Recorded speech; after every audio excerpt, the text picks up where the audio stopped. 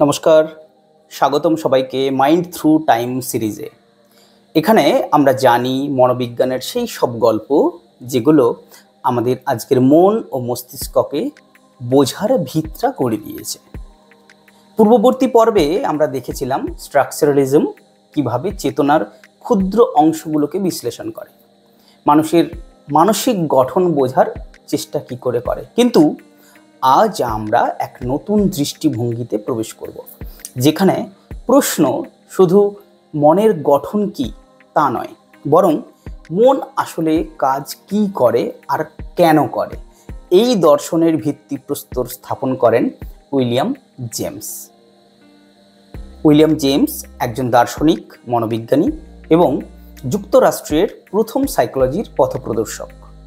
টিচনার মনের গঠন বিশ্লেষণে আগ্রহী ছিলেন, কিন্তু উইলিয়াম জেমস বলেছিলেন, আমরা কেবল জানবো না মনের অংশগুলো কি, বরং জানবো সেগুলোর কাজ কি এবং মানব জীবনে তা কেন গুরুত্বপূর্ণ। এই দৃষ্টিভঙ্গির নাম হলো ফাংশনালিজম। জেমস মনে করতেন যে চেতনা মানে স্থির কিছু নয়, এটি একটি প্রবাহ, একটানা চলতে থাকা চিন্তার ধারা। একে তিনি বলেছিলেন স্ট্রিম অফ কনসাসনেস।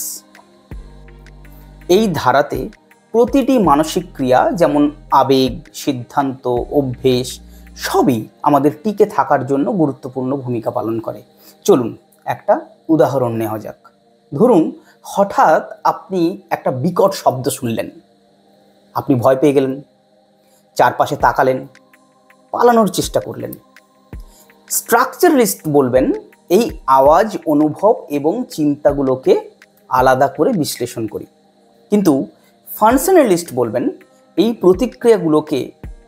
প্রতিক্রিয়াগুলো আমাদের কিভাবে বাঁচতে সাহায্য করলো। এই দৃষ্টিভঙ্গি ছিল আরও বাস্তব এবং আরও কার্যকর। এটি মনোবিজ্ঞানকে পাঠ্যপুস্তকের বাইরে এনে জীবন ঘনিষ্ঠ করে তুলেছিল। উইলিয়াম জেমসের বিখ্যাত বই দ্য প্রিন্সিপলস অফ সাইকোলজি 1890 সালে এটি নতুন ধারা প্রতিষ্ঠা করে দেয়। যদিও ফাংশনালিজম স্কুল হিসেবে দীর্ঘদিন ছিল না, তবুও তার প্রভাব পড়েছিল শিক্ষা, আচরণগত বিজ্ঞান, থেরাপি এবং আধুনিক স্নায়ুবিজ্ঞানে।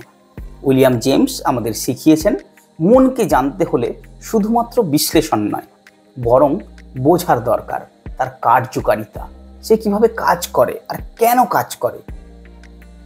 পরবর্তী পর্বে আমরা জানব এমন একজন মনোবিজ্ঞানী সম্পর্কে যিনি চেতনার গভীরে ঢুকে খুঁজেছেন স্বপ্ন, অবচেতন এবং শিশুকালীন অভিজ্ঞতার রহস্য।